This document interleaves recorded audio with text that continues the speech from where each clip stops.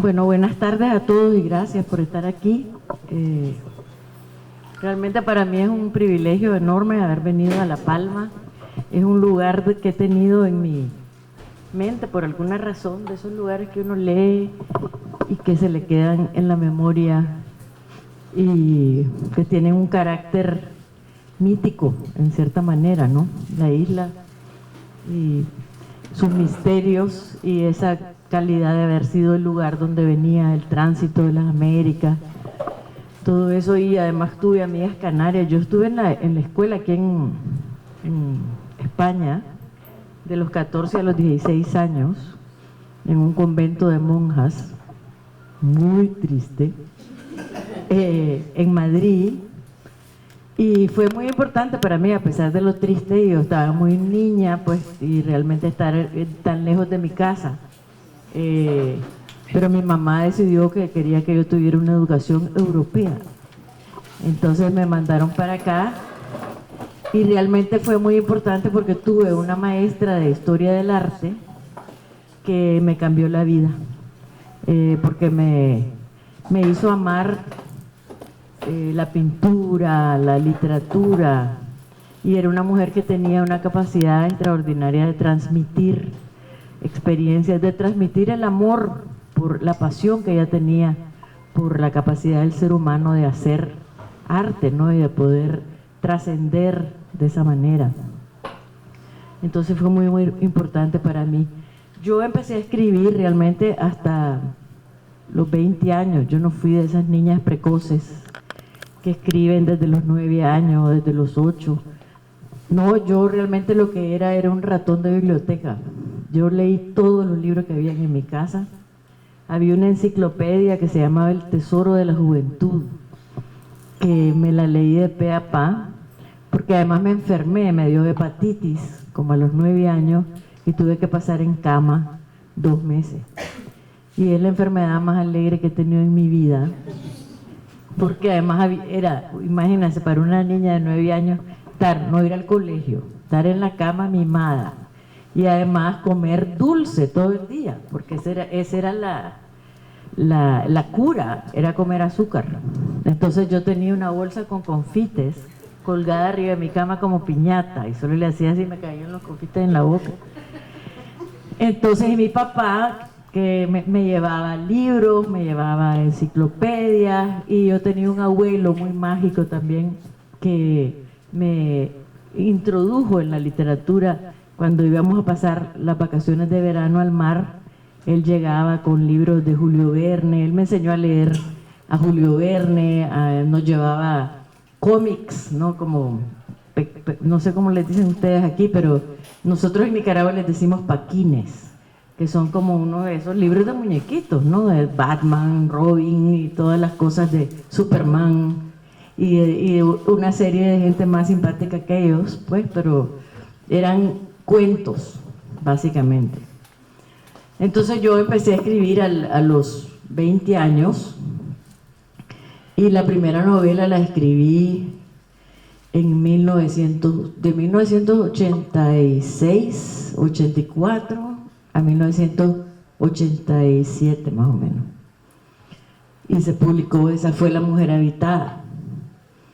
Y yo decía, bueno, aquí hice unas notas. Tengo un poema que dice: escribir para darle forma al mundo, para delinear el perfil de la lágrima, la tristeza del árbol caído. Creo que el acto de escribir es un acto mágico y lo que uno trata es eso, precisamente, escribir para darle forma al mundo, para delinear el perfil de la lágrima. Y la tristeza del árbol caído también es la tristeza que llevamos dentro, ¿no? Poder decir esas cosas, expresarlas, poderlas escribir.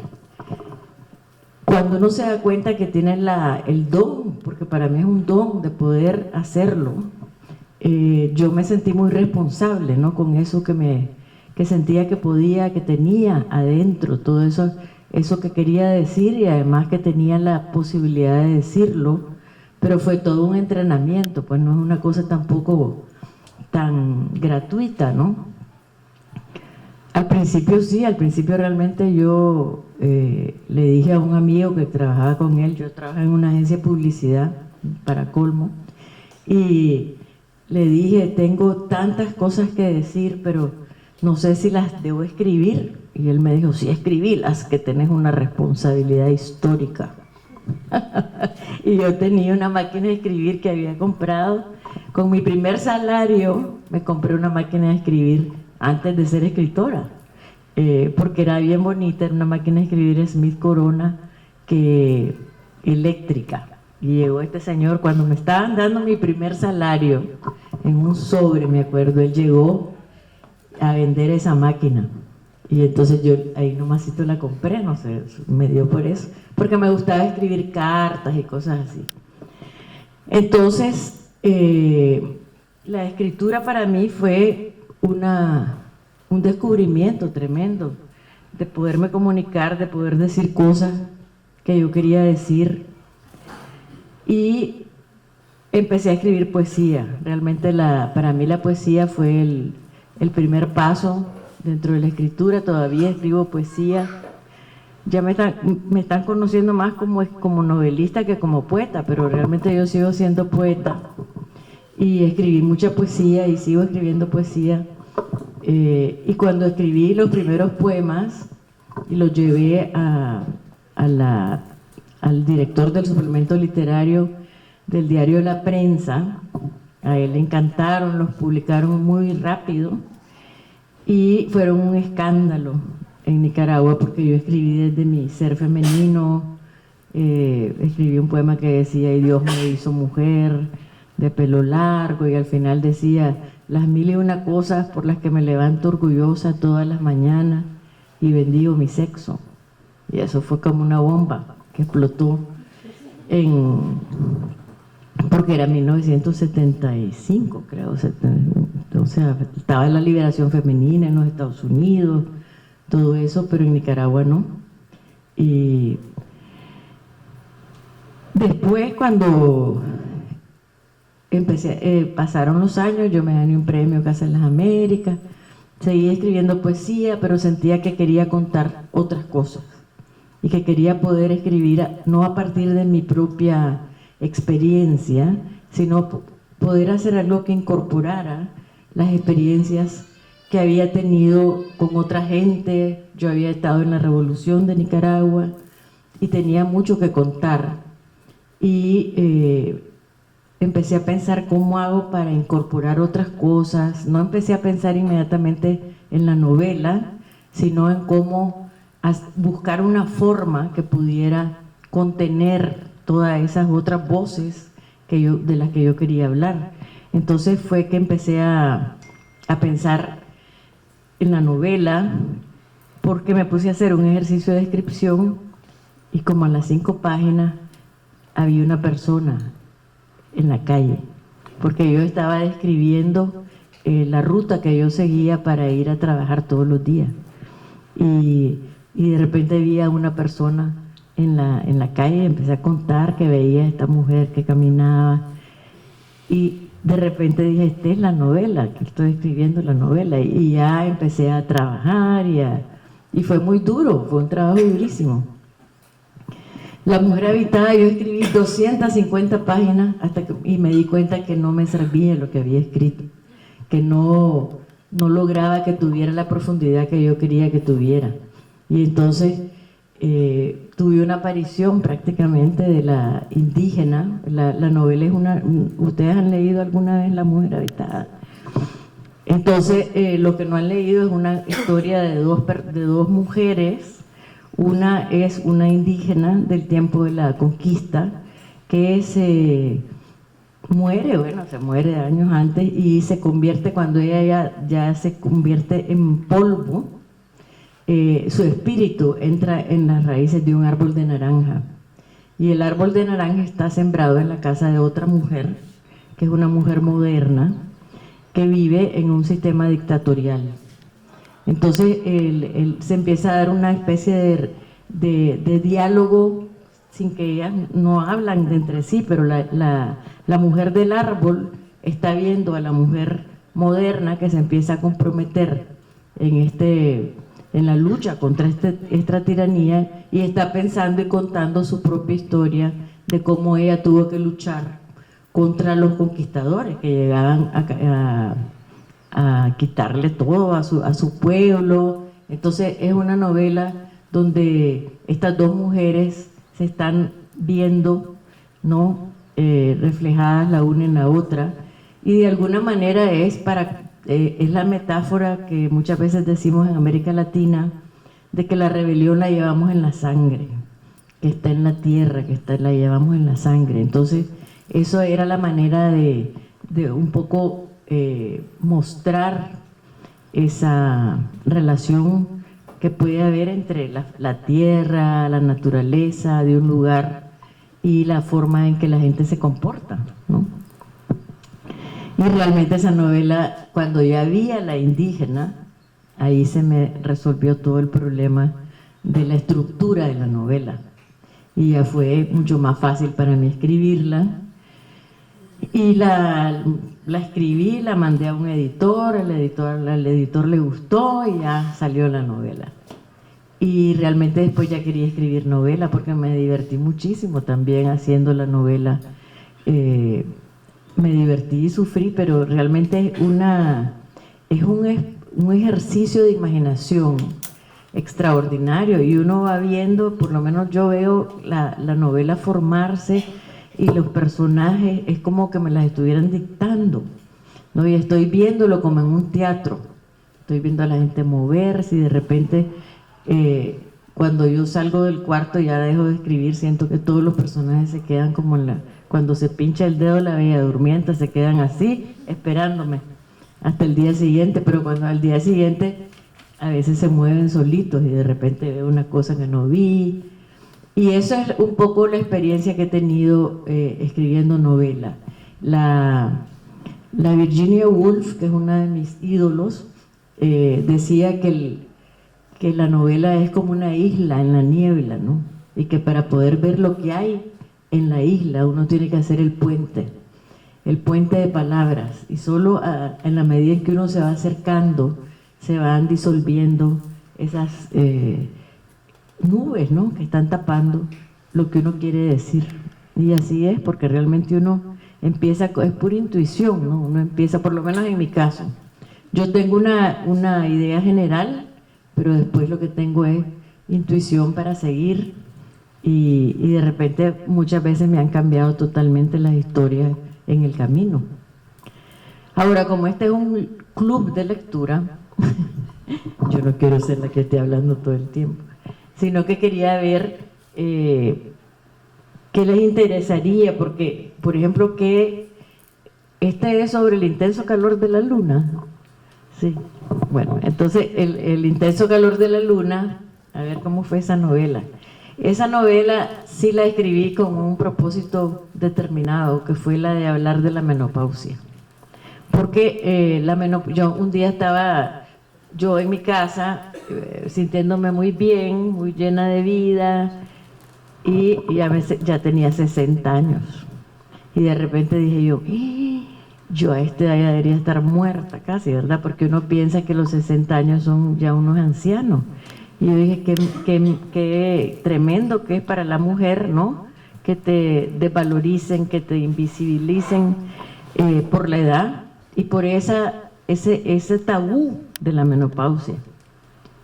Y entonces dije, voy a escribir una novela donde se celebre esto, pues realmente se celebre y se piense de otra manera de este periodo de la vida, porque no es cierto que es el fin de todo, que es el fin de la sensualidad, que es el fin de la inteligencia, y que ya uno solo tiene que ir a tejer a su casa, ¿no? Los carpines del nieto. Entonces,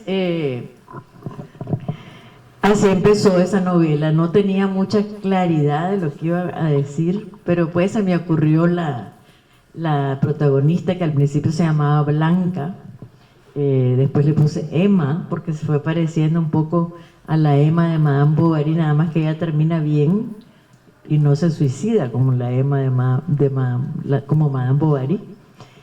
Y fui armando toda esa cuestión del carpintero, que todo el mundo en Managua me pregunta que quién es el carpintero, que lo quieren conocer.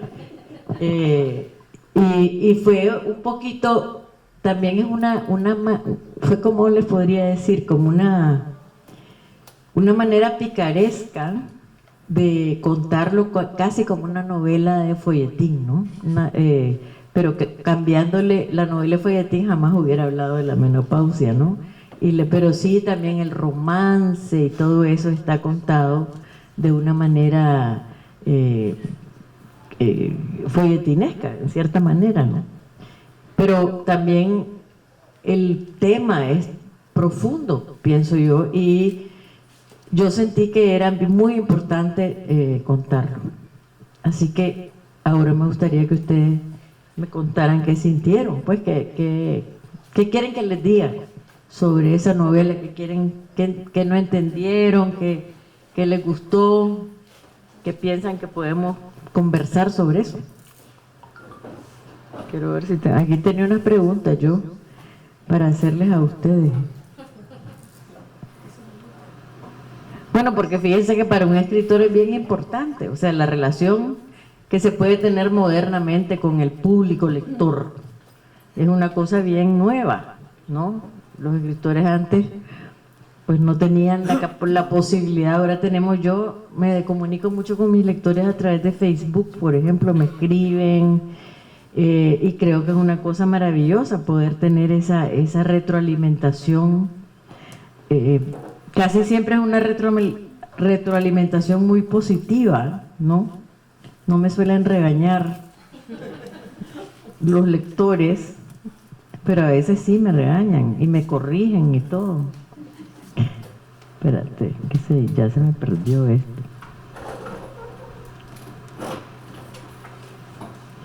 Estoy acostumbrada, pero como no tenía manera de imprimir lo que estaba escribiendo.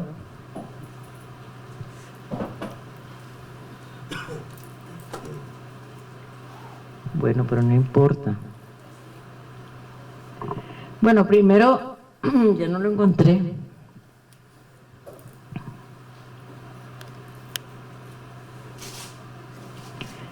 ¿Qué piensan ustedes? ¿Creen que esa novela fue...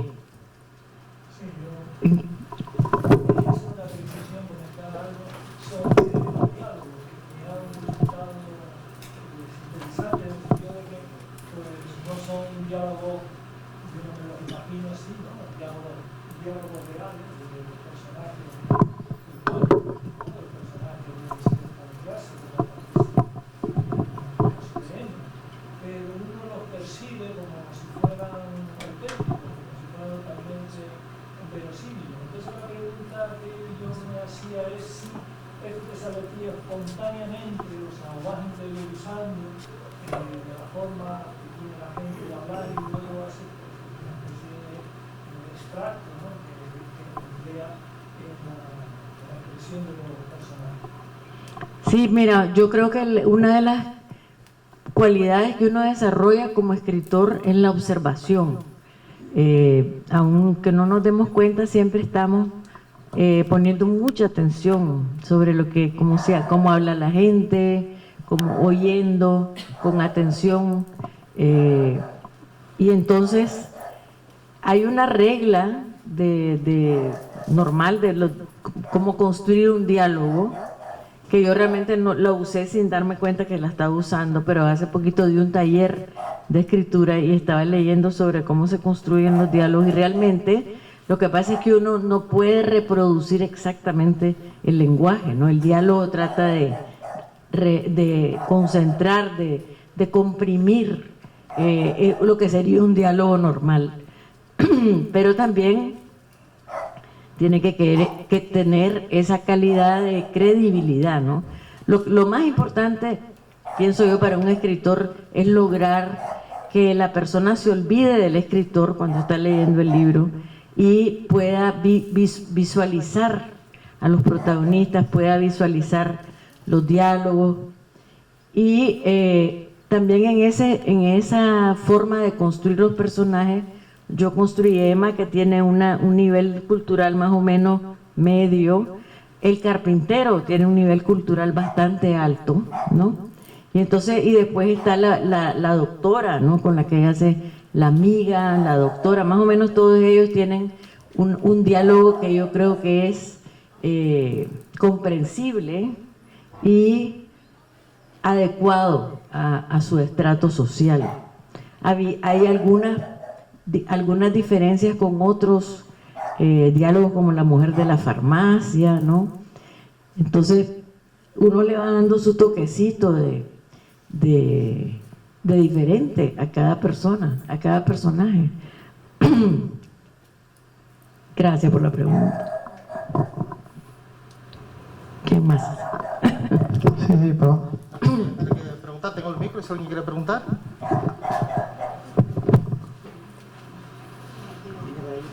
Qué horror que me perdió ahí. ¿Qué tal? Buenas tardes. Yo vengo de un club de lectura un poco distinto. No se suelen dar, pero un club de lectura de poesía. Ah, mira. Y habíamos leído muchos de tus textos y realmente tenía un poquito de prejuicio con las novelas. Digo, demasiado buena poeta como para encima hacer buenas novelas. Ahora empecé con La mujer habitada y la verdad que me está encantando. Llevo un mes con él.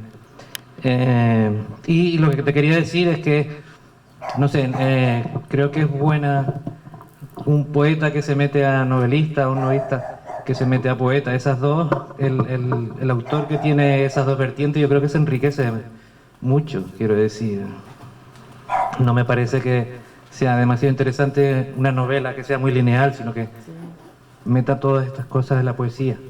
De hecho, estás hablando de este libro y en tu poesía pues reconozco poemas, sí, tanto de la época de combativa y de la época de la menopausia y todo eso. O sea, que quiero decir que me parece excelente la mezcla de la poesía. Y no me gustaría preguntarte si te consideras más poeta que novelista, porque realmente lo de los géneros y tal, no sé, tampoco hay que ser demasiado estricto, yo creo que ¿no? es un asunto como de alguien que toca dos instrumentos, porque yo hago música con las dos cosas, ¿me entendés? Porque yo siento que a veces la poesía para mí no me cuesta casi nada, porque me viene como un rayo. Entonces, pero yo no puedo, no la puedo estar esperando todo el tiempo, porque soy muy nerviosa. Entonces la novela hace que me sienta como empleada, que tengo un trabajo fijo, porque tengo que presentarme todos los días frente a la computadora, sentarme. Me significa un reto creativo bien grande. Y a veces logro, porque hay bastante diferencia entre la poesía y la prosa, ¿no? De una novela. Tienen otras maneras de ser, pues. Y a veces logro incorporar la poesía dentro de la novela. Una de los libros que me ha gustado más escribir es uno que se llama El infinito en la palma de la mano, porque es sobre Adán y Eva. Es como una vuelta a contar, ¿no?, del paraíso terrenal, que se me ocurrió porque leí unos libros apócrifos que son antiguos, pero nunca entraron a la Biblia, al canon de la Biblia, pero son escritos más o menos en el mismo tiempo, donde se cuenta qué les pasó a Adán y Eva después que los echaron del paraíso. Porque en la Biblia solo hay 40 versículos sobre Adán y Eva. Y entonces en estos libros se hablaba de la desesperación de Adán y Eva cuando los echan del paraíso. Es como que te saquen de un hotel de 5 estrellas a la hostilidad de un mundo en formación, ¿no? Entonces esa idea de esta gente que sale por primera vez al mundo, de que tienen que aprender a comer, porque ellos en el paraíso no tenían necesidad de nada, y además tienen mucho miedo de comer cualquier otra cosa, porque si se metieron en problemas con una manzana, en este caso es higo, ¿verdad? Entonces ahí todas las angustias de ellos por empezar a ser personas, porque realmente como dice la Biblia, la muerte entra cuando Eva come la manzana. Además, por supuesto que quería yo reivindicar a Eva, porque esa idea que le meten a uno desde chiquita, las mujeres que hemos ido a colegios de monjas, católicos, etcétera, lo primero que aprendemos es que la mujer fue culpable de que se perdiera el paraíso terrenal, nada menos. Eva advierte de la manzana, ¿no? Exacto. Entonces, es una culpa bien grande. Y entonces yo ahí reconstruyo la posibilidad de que Eva haya podido darse cuenta que ella tenía que comer la manzana, porque para eso las habían creado, ¿no? Y lo que significa eso, darse cuenta de que tenían la inteligencia, y que realmente la historia del paraíso terrenal es al revés, ¿no? Que el paraíso terrenal va a ser al final, cuando lleguemos hasta ahí, ¿no? Y que Dios quería ver si el ser humano era capaz de llegar al paraíso terrenal. Es bien filosófica, se las recomiendo. Pero además es bien poética, porque era todo, contar todo por primera vez, ver el mundo por primera vez. Ajá. La verdad que estoy súper emocionada porque en los años 80 yo estudiaba en la universidad y en el pasillo de la universidad había un puestito de libros revolucionarios. Y ahí estaba esperándome tu libro Amor Insurrecto. Y desde esa época soy una fan incondicional de tu poesía.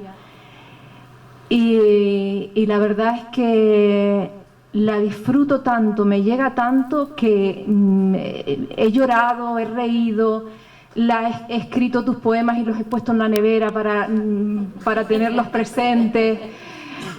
También, como soy actriz, he hecho varios de tus poemas en escenario. La verdad es que nunca pensé en aquella época de que algún día te tendría delante, ¿no? Muchas gracias por venir. De novela conozco menos, sí leí en su día La mujer habitada. Me apunto este libro porque soy yo ahora también la que está entrando en la menopausia. Y me apunto el libro que acabas de comentar de la luna. ¿Luna? El intenso calor de la luna. El intenso calor de la luna, que seguro que me va a deleitar.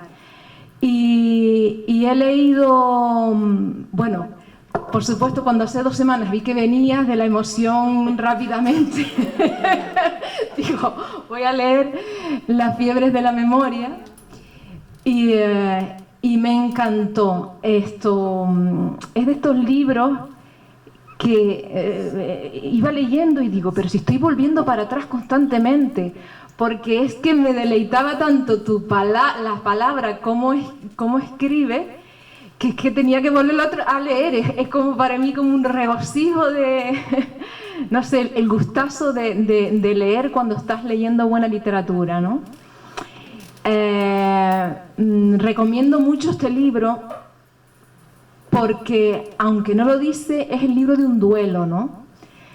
En realidad, aunque la historia parece muy lejana a nosotros, está más cercana de lo que se piensa, porque todos vivimos un duelo, porque todos tenemos a veces que abandonar el ser que éramos para ser otra cosa, porque la vida a veces nos pone en situaciones de que tenemos que dejar atrás lo que éramos y convertirnos en otra cosa.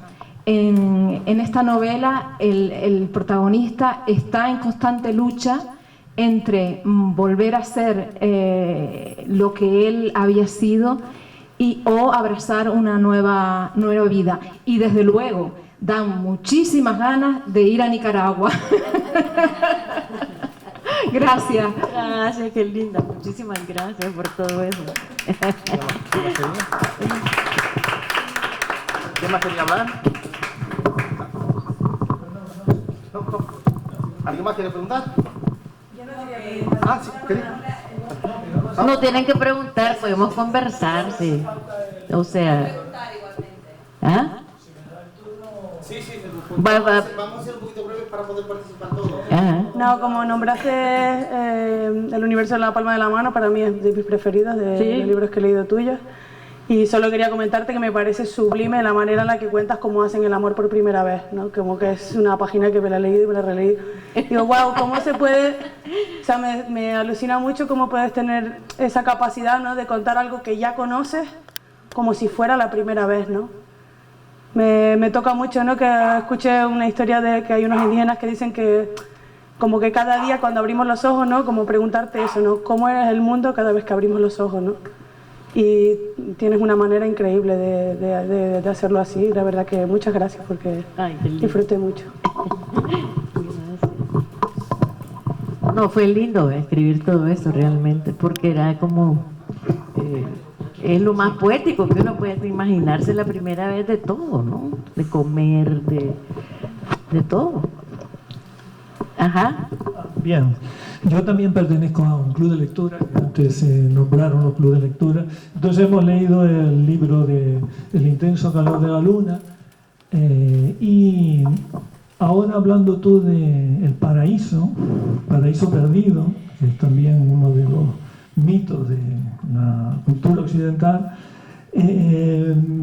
me vino a la mente algo que también en la novela se toca de forma de soslayo probablemente, ¿no? O sea, no es un tema directo, que es la revolución sandinista y el posible, ¿no? Porque algunos de los personajes así lo plantean, fracaso, ¿no?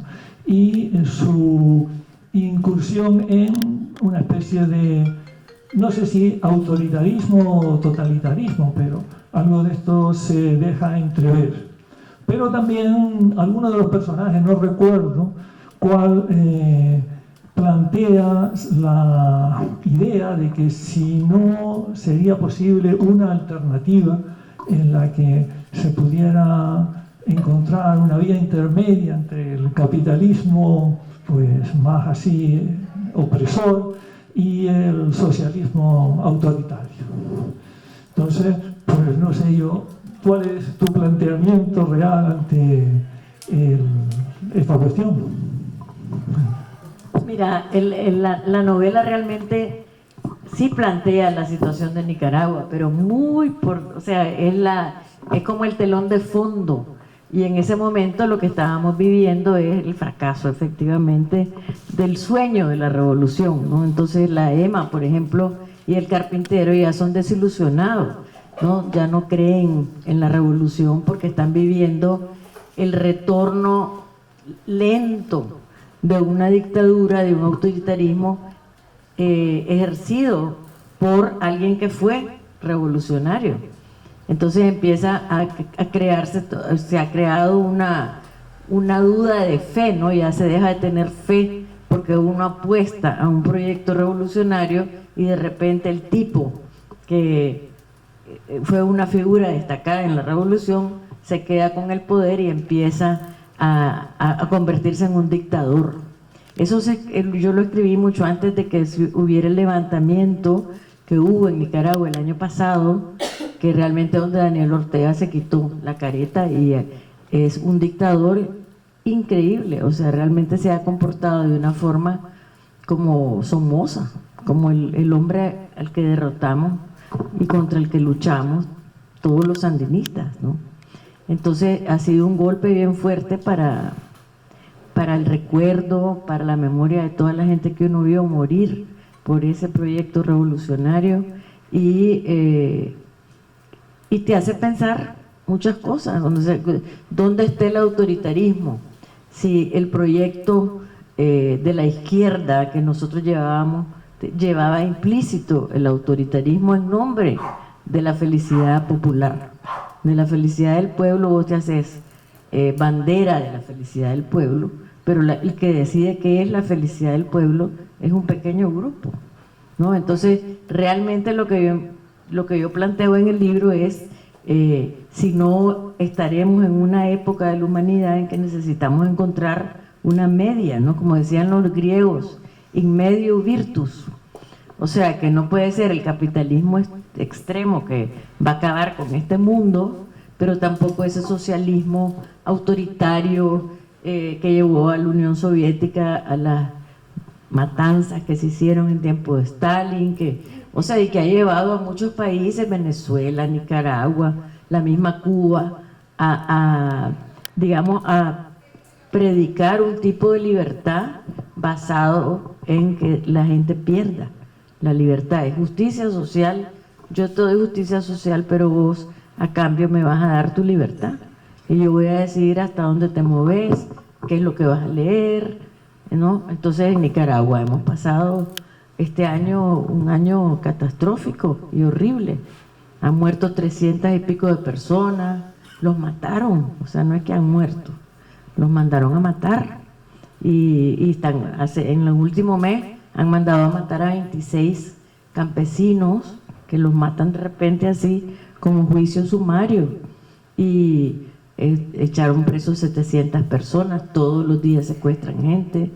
O sea, no podemos salir a la calle, hasta las misas ahora las rodean con antimotines, porque como hubo grandes manifestaciones, entonces ahora prohibieron todas las manifestaciones. Entonces es bien duro lo que está pasando, y por eso es que desde antes, o sea, esa novela está escrita desde antes, pero ya se veía venir, ¿no? Yo decía, esta es una dicta blanda hasta que amanezca Daniel Ortega de mal humor y mande a matar a todo el mundo, porque ya tenía todo el control sobre todo. Entonces era cuestión de que él decidiera qué hacer, porque ya controlaba el ejército, la Corte Suprema, todo el sistema judicial, el Consejo Supremo Electoral, todos los poderes del Estado los tenía bajo su control. Entonces ahora la gente se levantó y nos dejaron salir a la calle un rato, y eso fue en abril, empezó la revuelta, y en junio ya dijeron esto se acabó y mandaron a matar a la gente que estaba que había parado, había hecho barricadas, etcétera. Pero no nos metamos en política aquí porque me dan cuerda y yo agarro carreta. Porque bueno, darte las gracias por venir a La Palma. Me encanta encontrarte aquí. Yo también vengo a La Palma y vivo aquí. Y es como hace unos años que te estoy siguiendo así, mágicamente llegan libros, ¿no? Y el día que me enteré que llegabas a La Palma fue como un grito de ¡guau! En casa, y era como ¿qué pasa? ¿Yo cuando estaba aquí? ¿No? Y fue así como muy bonito. A mí me sale así como preguntarte cómo se vive desde el papel de ser una mujer revolucionaria en un país así como Nicaragua, ¿no? Como lo que estás contando, y a la vez hablar eso, de la revolución, pero también desde el sentimentalismo, como ser una portadora de sueño, ¿no? Como tú lo explicas en un poema. Bueno, yo creo que es una construcción cotidiana. Yo en particular me siento que me he sentido siempre muy feliz de ser mujer, y creo que eso tuvo que ver mucho en mi mamá. Mi mamá era impresionante porque era muy avanzada para su época y siempre me habló del ser mujer como un privilegio extraordinario, y yo celebré mi ser mujer desde muy joven. Cuando mi mamá me contó a mí cómo venía la menstruación, fue la charla más linda que me han dado en mi vida. Y yo me acuerdo que yo salí del cuarto sintiendo pesar por mis hermanos, a lo que nunca les iba a venir la regla. Porque era como el cuerpo se iba a transformar en esta maravillosa maquinaria capaz de dar vida, y que ya yo iba a poder albergar la vida dentro de mí, qué cosa más extraordinaria, y que esta era la primera seña de que ya mi cuerpo estaba listo. Pero mi mamá era bandida también, porque decía, es tan maravilloso que no lo puedes hacer con cualquier persona. Tenés que escoger muy bien. Pero realmente, mira, yo pienso que hemos avanzado mucho las mujeres, definitivamente, y que tenemos mucho que agradecerle a todas las mujeres que vinieron antes que nosotros, y las feministas, que ahora veo que el feminismo se ha convertido como mala palabra en muchos lugares y que se habla mal del feminismo, de las feministas. Claro, hay de todo, ¿no? No digo que no haya feministas que tienen un discurso tal vez muy agresivo, pero yo pienso que el feminismo le debemos, es como que nos pusiéramos a decir que las sufragistas no tenían derecho a luchar por el voto femenino. Todo lo que hemos logrado, lo hemos logrado a través de una lucha bien intensa. Pero yo soy de la opinión que debemos convencer a los hombres de cómo les conviene, ¿no? No que no se sientan amenazados, porque creo que el 52% de la población del mundo, que somos las mujeres, tenemos un potencial extraordinario, que si se suelta ese potencial, porque cuánta mujer oprimida no hay en el mundo. Ahora estamos en este mundo occidental, ¿no? Pero pónganse a pensar todas las que andan con burka, las que no pueden salir a la calle solas, las de Arabia Saudita que apenas ahora les acaban de dejar de permitir que salgan, que manejen, por favor, o sea, un coche, ¿no? Y las que las matan por si no son vírgenes, o sea, es una barbaridad lo que pasa en el mundo con las mujeres. Y en nuestras mismas sociedades, los femicidios, no sé, los chinos, por ejemplo, estaba leyendo el otro día que con esa política de solo tener 2 hijos, o 1, no me acuerdo, pero que mataban a las niñas, ¿no? Es terrible. Entonces yo creo que tenemos que seguir luchando por la igualdad, por el respeto mutuo, ¿no? Y porque se acabe esa mentalidad de dominación patriarcal que existe, que creo que tiene que ver con la educación desde niños, ¿no? Tenemos que crear otra manera de educar a los niños yo tengo un hijo feminista. No porque él se educó de otra manera, no es imposible. Yo creo que las nuevas generaciones son mucho más igualitarias, por lo menos esa es mi impresión, que las generaciones anteriores. Y creo que va a ir cambiando eso en la medida en que vayan viendo los roles de la mujer diferentes, en la medida en que las mujeres aparezcamos más en público de otra forma. Pero uno tiene que empezar por uno mismo. Esa es la revolución más grande, tiene que ver con uno mismo, tener una identidad más firme y más feliz de ser mujer, porque también muchas veces nos victimizamos demasiado, por lo menos a mi manera de ver. Hay una inseguridad que cargamos las mujeres por la forma social, ¿no? En que nos han que hemos sido vistas.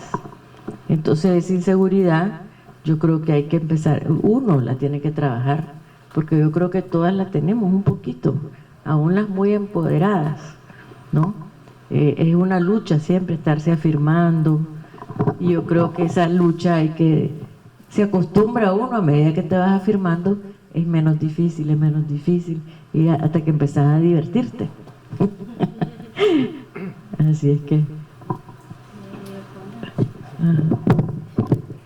sé que no quieres hablar de política, pero ¿cómo te sientes tú al ser activista conocida al salir a la calle? ¿O te sientes con miedo? Bueno, con miedo me da que no, pero ¿cómo te sientes?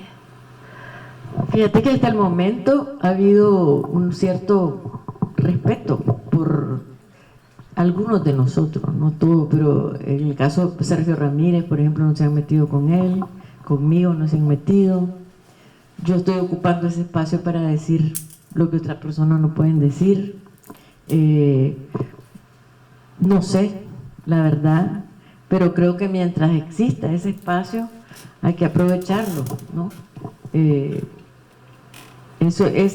No pienso demasiado, tengo me cuido de cierta manera. Por ejemplo, ya últimamente ya no salgo sola a la calle, tengo un muchacho que me acompaña o a mi esposo conmigo, pero ya no manejo yo solita, porque sí es peligroso. Y a veces lo que pasa es que si tenés algún accidente, por ejemplo, a un editor de la prensa, el único periódico que tenemos ahorita, más pues de mayor, tiene más de 100 años, un periódico icónico de Nicaragua. Y de ahí tuvo un accidente, como golpeó a alguien en la calle con el carro, no de esos que se cruzan, y no le pasó nada a la persona, pero a él lo echaron preso. Y lo tuvieron preso como por 10 días, un señor ya mayor, que no tenían por qué haberlo tenido en la cárcel. Entonces ese es el peligro. Entonces yo tengo mis medidas de seguridad, o sea, me cuido, pero hasta el momento pues he podido entrar, salir, pero uno nunca sabe, ¿no? Pero yo creo que para ellos sería más escándalo, ¿no? Ya tienen mucho escándalo, pero no se sabe porque son realmente impredecibles. Hola, yo quería hablar un poco, ya que han nombrado varios libros, y no puedo irme sin nombrar El país bajo mi piel, que para mí es el libro, me encantó y reconozco mucho, no sé si de ti en los otros libros, ¿no? Por ejemplo, en El intenso calor de la luna, esa mujer cuya su vida familiar se siente muerta, entonces también alguna etapa, quizás no la misma, pero mi pregunta o mi comentario, aparte de felicitarte y agradecerte por lo que dijiste al principio de cuando descubriste que tenías el don de la palabra, te sentiste o te comentaron que tenías que, por una obligación histórica, y te lo agradezco porque me pasa como a la compañera, de que leo muchas de tus expresiones, muchas de tus frases y las vuelvo a leer y como que algo resuena dentro, ¿no? Entonces, ¿cómo puedo expresar así tan bonito lo que yo estoy sintiendo? Entonces te lo agradezco y te felicito. Y un poco como comentario era eso, mi duda era ¿qué hay de ti en cada uno de los personajes que inventas o que creas en las otras novelas también? Ay, mira, la Doris Lessing decía que toda novela es autobiográfica. Yo realmente no creo tanto en eso, porque la primera novela, La mujer habitada, sí, tenía mucho de mí, ¿no? Pero después empecé a tratar de inventar, porque una de las cosas lindas de escribir y de escribir ficción es la capacidad de que vos tengas de crear otro personaje que tenga otras maneras de ser, ¿no? Por supuesto, que no sea vos todo el tiempo, porque sería aburrido para uno mismo. Entonces esa novela que ella leyó, Las fiebres de la memoria, por ejemplo, que es mi novela más reciente, esa está contada en la primera persona masculina. Entonces me quise meter en la cabeza de un hombre, ¿no? Para ver cómo desde su perspectiva él veía a esas mujeres de su vida, que son mujeres sumamente complicadas, ¿no? Porque no todas las mujeres somos buenas tampoco. Entonces estas mujeres son bien complicadas y además esa experiencia de este hombre de perder todo, ¿no? Porque él tiene que hacerse el muerto para poderse librar de la muerte que le esperaba. Entonces él escapa de una situación y en ese escapar él tiene que fingir que es otra persona y entierran a otra persona en vez de él, o a una caja con piedra, ¿no? Pero la cosa es que él se da por muerto, pero eso le implica que él pierde todos sus privilegios porque era una persona noble, o sea, de la nobleza francesa. La novela sucede en 1847, empieza por ahí, y entonces es toda esa pérdida de todo, ¿no? Que se tiene que reinventar. También tiene que ver con la migración, pues yo escribí esa novela ahora porque en estos tiempos, ¿cuántos de las personas que están viajando, que se tienen que ir de sus países, cuando llegan a otros, se tienen que reinventar, ¿no? Y yo viví esa experiencia directamente porque cuando yo me fui al exilio, por ejemplo, de Nicaragua, cuando estábamos en la lucha contra Somoza, yo tenía que usar otro nombre, ¿no? Llamarme de otro modo, inventarme yo misma, nosotros le llamábamos una leyenda. Te tenías que aprender una vida distinta para poder hablar de vos misma con otra, cuando no supieran quién eras vos, pues. Estar en ese mundo clandestino. Entonces es un poquito lo que pasa con la migración también. También tuve la experiencia de irme a vivir a los Estados Unidos muchos años. Entonces, cambiar de idioma, todo lo que eso significa, ¿no? Nunca me sentí muy inteligente en inglés, por ejemplo, o muy divertida, no podía bromear. Bromear es lo más difícil en otro idioma. Entonces eso como que te arranca un pedazo de tu personalidad, ¿no? Entonces todo eso ahí en el país bajo mi piel, ahí soy yo. O sea, el país bajo mi piel está contado desde... es todo real, pues realmente. Ahí lo más difícil para mí fue seleccionar qué contar, porque yo podría haber escrito 1000 páginas de mi memoria, pero entonces hay que seleccionar qué contar de todo ese periodo de la vida, ¿no? Que fue un periodo que no es toda mi vida, no es una autobiografía, por eso se llama memoria, ¿no? Ajá. Yoconda, yo te quería preguntar tantas cosas que voy a intentar como unificarlas. Y bueno, en base a lo que estás contando ahora, siempre me surge como la duda de si a la hora de escribir tus historias, tus poesías, que la mayor parte son inspiradas en Nicaragua, si te resulta más fácil crear cuando estás dentro de Nicaragua o si te resulta más inspirador o llegas más cuando estás en otro país, en otra cultura y tienes una cierta perspectiva a la hora de ponerte a escribir. Esta sería una pregunta que no sé si puedo hacer otra o la unifico. ¿Sí? Vale. La otra tiene que ver con el proceso creativo de la Yoconda, que empezó a escribir cuando tenía 20 y pocos años, La mujer habitada. Pues supongo que en ese momento, cuando te sientas, te enfrentas al papel en blanco, estás quizás más verde, ¿no? Por la falta de experiencia, porque no hay una carrera en la que te forme. Surgen una serie de miedos, el proceso supongo que será de una manera diferente al proceso de la Yoconda actual, que ha pasado por escribir tantos libros, tanta poesía, vivir tantas experiencias, y me gustaría ver un poco esa comparativa de cómo la vives, si sigue siendo igual de difícil el momento de empezar a crear, como decías antes, que es un reto creativo el hacer una novela, o si ha cambiado. Bueno, supongo que sí, ¿no? Que hay cosas que han cambiado, pero ¿el qué? ¿Cómo lo vive? Bueno, mira, tu primera pregunta, no necesito estar en Nicaragua necesariamente para escribir. Me siento, depende, ¿no? O sea, realmente la poesía no tiene que ver con el sitio, porque cuando estaba en el exilio escribí muchísimo de Nicaragua como una manera de acercarme a Nicaragua, ¿no? Y ahora que estoy en Nicaragua, escribo de todo, pues, en términos de la poesía, ¿no? La otra, que si me siento mejor ahora para más, sí, uno tiene un dominio del oficio mucho mayor, pero también eso no quita el miedo, o sea, porque siempre no sabes si vas a poder, tenés una idea, hay que ver lo difícil que es llevar lo que uno piensa a la palabra. Es sumamente difícil, porque a veces te viene la idea clarísima en tu cabeza, la imagen, pero poder describir lo que está lo que tenés en la mente, a ponerlo en palabras, es siempre difícil, ¿no? Hay ratos que no, pero digamos las partes más profundas y cómo lo decís de una manera nueva también, que no se haya dicho.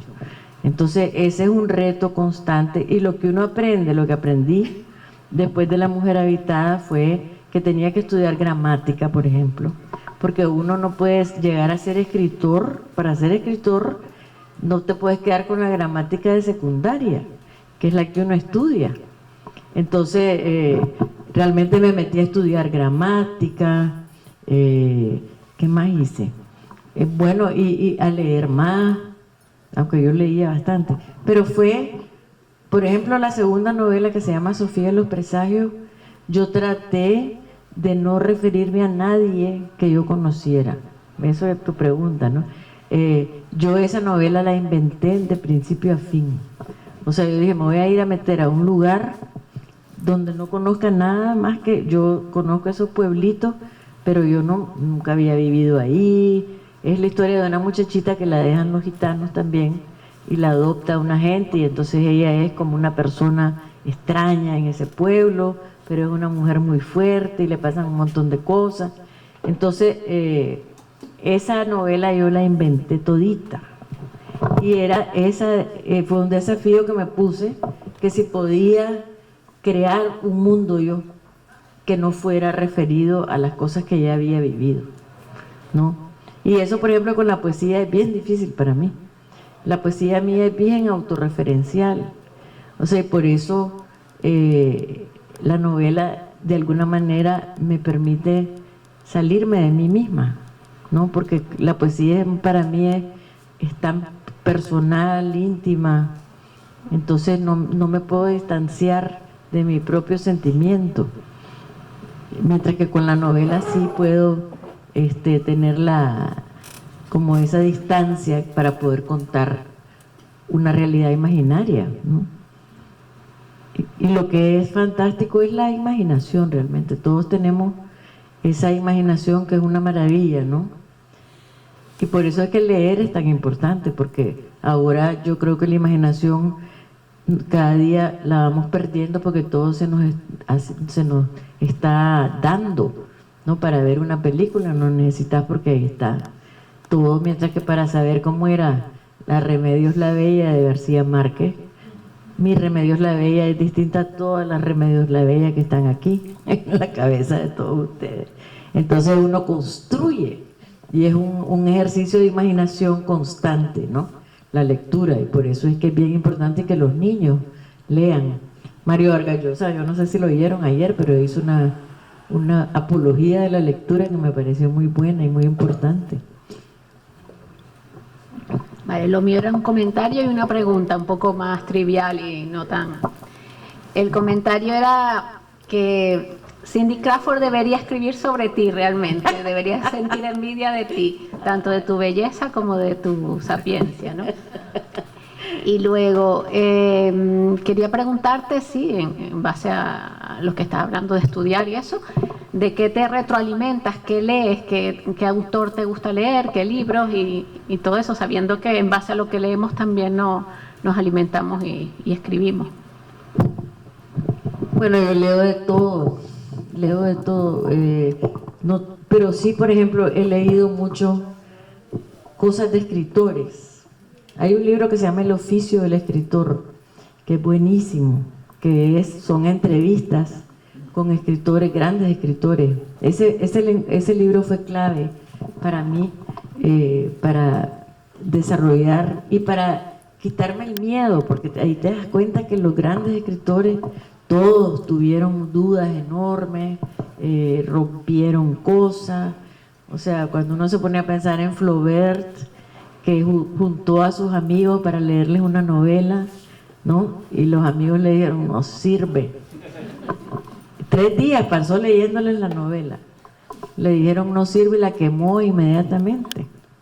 La echó al fuego. Y la tuvo que volver a escribir, ¿no? Entonces, Hemingway, Faulkner trabajó en una casa de citas y dice que era maravilloso porque todo el día era tranquilo, no pasaba nada, y en la noche ya pues tenía compañía y la gente llegaba, entonces podía ver gente. Son unas aventuras impresionantes y ahí ves cómo se va formando la demanda que uno mismo llega a tener, como ¿quién era el que decía?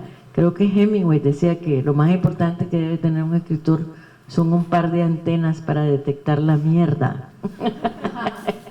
Porque realmente cuando uno se da cuenta que está escribiendo, ya lo sabido. Hay otra cosa que me gustó mucho que escribió Benjamín Prado, un libro que se llama 7 maneras de decir manzana, que es bien, eso es tan claro lo que está diciendo, ¿no? Y cuando uno está escribiendo esas 7 maneras de decir manzana, ¿cómo digo esto que no se haya dicho antes? Eso es un reto grande, y eso ya uno lo va aprendiendo con el tiempo, porque yo creo que al principio uno usa mucho lugar común y muchas porque es lo primero que se te viene a la cabeza, ¿no? Y La Mujer Habitada, por ejemplo, yo hice una lectura otra vez para otra edición que hicieron, no la cambié nada, pero la cantidad de errores de puntuación que tenía, parecía que le había echado comas con un salero, ¿no? Entonces todo eso lo compuse.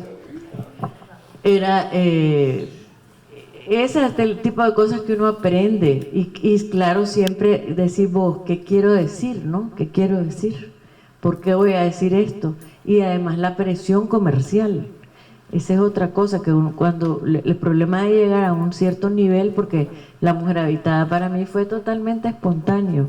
Yo jamás pensé que esa novela iba a ser un éxito, fue un súper éxito de venta. En Alemania vendió más de 1 millón de ejemplares, o sea, fue real. Y todavía esta novela tiene 30 años y se sigue editando, ¿no? Entonces, hay algo de la espontaneidad de la primera novela que creo que tiene algo muy fuerte, ¿no? Pero entonces ya empiezan a demandarte los editores, los agentes, ¿no? Ya hay una presión que uno siente porque escribía, por ejemplo, esta novela que escribí como hombre fue difícil porque hay unos editores que no en Alemania, por ejemplo, que no la quieren publicar porque dicen que no es yocondiana. Entonces como que te quieren meter en una casilla, ¿no? Que tenés que escribir para mujeres. Me da tanta rabia eso, porque como que las mujeres fueran, ¿me entiendes? Un público determinado, como que, y además las mujeres son las que más leen el libro. El 70% de los libros de ficción los leen las mujeres. Son grandes lectoras, somos. Pero ya no te contesté ahora he estado leyendo mucha literatura latinoamericana, que hay realmente maravillas. Ahora hay unos escritores, Juan Gabriel Vázquez, por ejemplo, que tiene unas novelas muy buenas, Samantha Schweblin, que es una argentina, Carla Welfenbein, que es chilena, que leí hace poquito, leí una novela interesante escrita por Raúl Tola, que es un peruano. Leí Patria de Aramburu, que me pareció buenísima. Aquí está Aramburu. Bueno, así estoy leyendo ahorita La Montaña Mágica de Thomas Mann, que nunca la había leído. Esos son libros clásicos que me faltan, ¿no? Porque no los he leído todos, ¿qué vas a creer? Si la verdad es que ya no tenemos vida suficiente para leer todo lo que uno quisiera leer, ¿no? A ver. ¿Cómo se te ocurrió la de Un País de Mujeres? Hay que dar un aplauso. Hay que dar un aplauso. Tan lindo es. El País de las Mujeres nació de una experiencia real. Cuando teníamos la revolución en Nicaragua, claro, es lo que pasa en todas las revoluciones. Cuando estás en la lucha, hay igualdad. Pero después, cuando ya llegamos al poder, las mujeres nos mandaron como cuadros intermedios. Había una ministra, no había una sola mujer en la dirección del movimiento.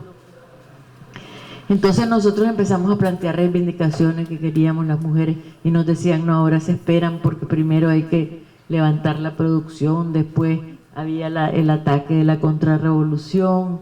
Entonces yo era parte de un grupo de mujeres que decidimos formar el Partido de la Izquierda Erótica, que era un partido clandestino. Entonces nos juntábamos en las casas cada vez nos juntábamos en una casa diferente y lo que hacíamos era ponernos de acuerdo sobre grandes líneas, ¿no? Estrategias. Y algunas de nosotros todas teníamos puestos. Una estaba en la Asociación de Trabajadores del Campo, otra estaba en la Asociación como un sindicato central sandinista de trabajadores. Yo estaba en el Departamento de Propaganda del Frente. Había otra que estaba en el periódico del partido. Entonces nos poníamos de acuerdo en línea, pues ahora vamos a promover este tipo de acción o este tipo de idea, y entonces cada una en su lugar lo promovía y trabajaba, ¿no? Y entonces de ahí nació esa idea del país de las mujeres, un poco tratar de imaginar que las mujeres tomaran el poder, ¿no? Y que lograran cambiar la naturaleza del poder, porque a mí me parece que ese es el gran reto, ¿no? Que cuando las mujeres entran al poder y ejercen el poder con el mismo estilo de los hombres, porque es muy difícil salirse de ese marco, ¿no? Entonces, pero ya se están saliendo. A mí, por ejemplo, la presidenta de Nueva Zelanda me inspira mucho, es una mujer que está actuando de manera diferente, que está poniendo un sello diferente a su manera de ejercer el poder. Pero en América Latina hemos tenido el mayor número de presidentas mujeres del mundo. Fíjense que de 90 para acá hemos tenido Violeta Chamorro, que tomó el poder en Nicaragua. Después, no me las sé en orden, pero la Michelle Bachelet en Chile, la Cristina Fernández en Argentina, Dilma Rousseff en Brasil, Mireya Moscoso en Panamá, Laura Chinchilla en Costa Rica. O sea, fue como una oleada de mujeres presidentes. Pero claro, una mujer presidenta en América Latina como que tiene que demostrar, lo primero que tiene que demostrar que es tan hombre como cualquier hombre. Entonces sí, como que la Hillary Clinton fue triste, ¿no? Porque ella negó su ser mujer casi totalmente como asexuada, ¿no? Y muchas mujeres que llegan al poder se manejan como personas asexuadas porque tienen miedo y porque las atacan la parte femenina, que si como se viste, que si esto, que si algo que nunca le harían a un hombre. Entonces el poder tiene que tener, el país de las mujeres plantea un cambio en la naturaleza del poder. Ojalá lo podamos hacer, ¿verdad? José. El proceso creativo, que has dicho que eres muy exigente, que busca mucho las cosas, que te lleva un tiempo. ¿El plan lo tienes preestablecido o los personajes a medida que van cobrando vida se te van sublevando y te van saliendo un poco de... Sí, se me van saliendo esa es la parte más linda, cuando llegan a ser autónomos y ya empiezan a hacer cosas que no te imaginabas que iban a hacer. Pero sí, no, yo tengo una estructura más o menos, casi siempre tengo el principio y más o menos el final, pero los cambio, porque en el camino se va cambiando, ¿no? Pero sí, no puedo arrancar de cero.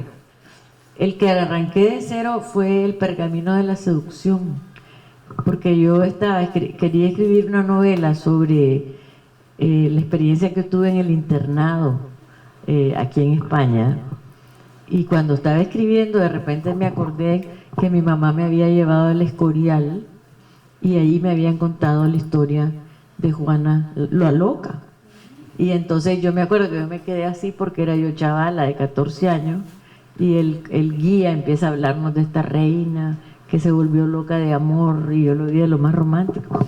Entonces cuando empecé a contar en la novela, en lo que estaba escribiendo, porque todavía no era novela, que la muchacha estaba al Escorial y vea esta, de repente se me encendió el foco, y entonces dije, me puse a leer sobre Juana de Castilla y me fascinó el personaje, y entonces ahí ya le di otra vuelta al argumento, ¿no?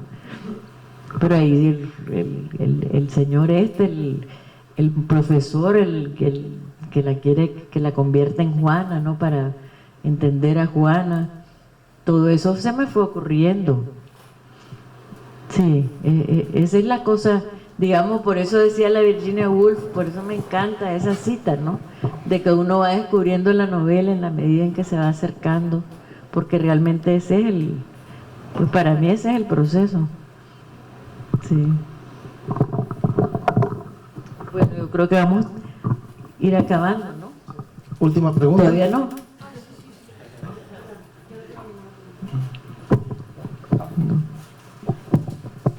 ¿Alguien más? Bueno, miren, ha sido un gran gusto estar aquí. Gracias mil por todas sus preguntas. Espero que me sigan leyendo.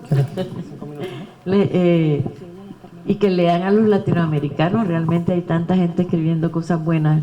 El problema ahora es el tiempo para leer, porque uno quisiera leer tanto, ¿verdad? Pero hay que sustraer tiempo de las redes sociales para leer, porque también estamos muy dispersos en nuestras ocupaciones. Así es que gracias, y ¿qué más les digo? Que sigan leyendo, que la pasen bien en la vida y que nos veamos en todas estas otras actividades que van a estar muy buenas. Y los invitamos al recital el sábado, los de la poesía, sí, con Elsa, y Elsa buenísima, sí. Y los felicito por esta isla hermosa que tienen y porque son todos muy amables, así que gracias.